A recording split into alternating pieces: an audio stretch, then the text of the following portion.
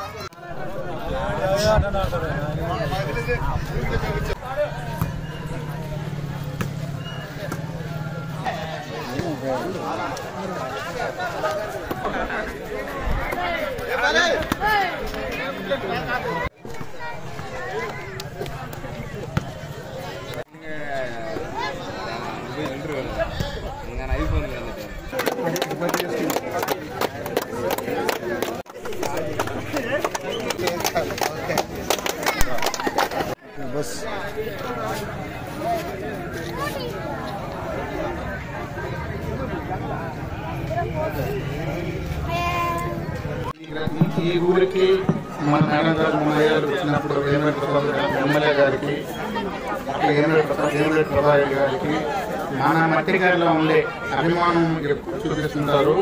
అందువల్ల మన మట్టిగారి గ్రామంలో ఎలాంటి చెడు వ్యసనాలు బానిస కానికుండా ఇలా క్రీడా మీద ప్రోత్సహించాలని ఎమ్మెల్యే గారిని చర్చించినప్పుడు ప్రతిసారి ఇదే విషయాన్ని నాకు తీసుకొస్తా ఉంటారు.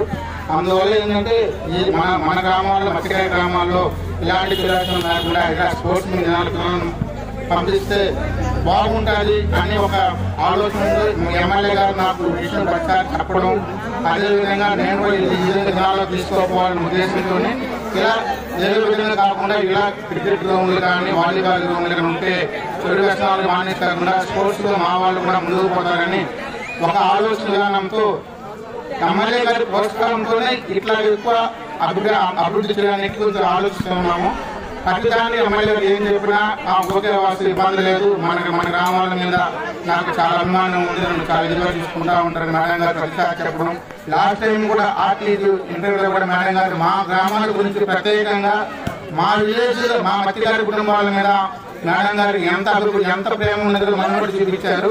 అదేవిధంగా మేడం గారు ఎప్పుడు చెప్తానే ఉంటారు, నేను మట్టిగారి గ్రామంలో నేను తిరిగేటప్పుడు నాకు కల్మషం లేకుండా నా మీద ప్రేమ చూపించి ఎంతో విధిగా చూపించారు. వాళ్ళకి నేను ఎలక్షన్ హయాంలో ఏమైతే హామీ ఇచ్చున్నానో ఇలాంటిది ఖచ్చితంగా నెరవేర్దాం వస్తు అని చెప్పి ఎమ్మెల్యే గారు ప్రతిసారి చెప్పడం జరుగుతూ ఉంది.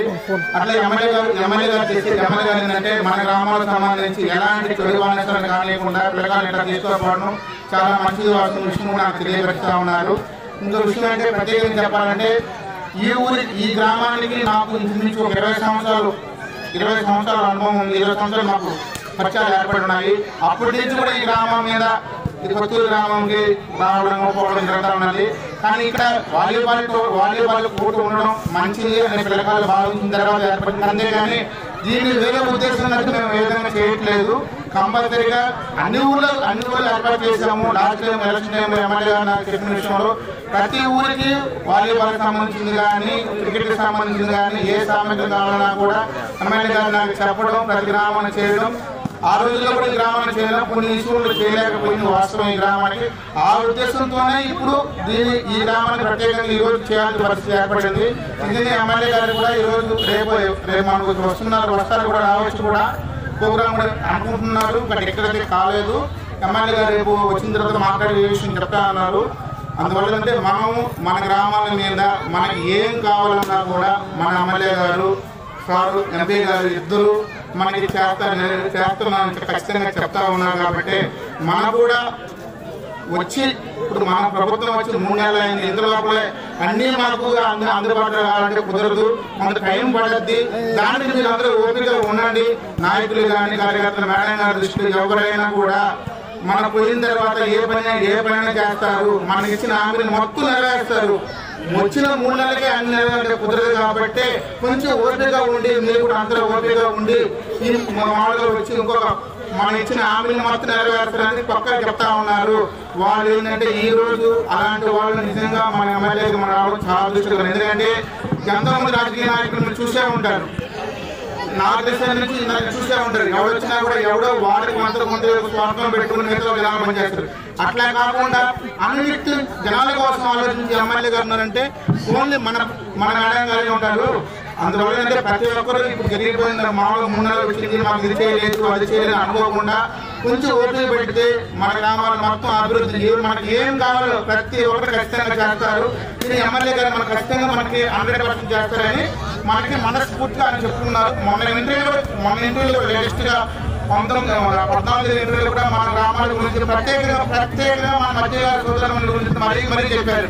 ఖచ్చితంగా నేను మధ్య గారి గ్రామాలు చేయాల్సిన ప్రతి పని ఖచ్చితంగా నేను చేస్తానని చెప్పి కూడా గట్టిగా మనకు ఆ రోజు ఇంటర్వ్యూలో చెప్పడం జరిగింది.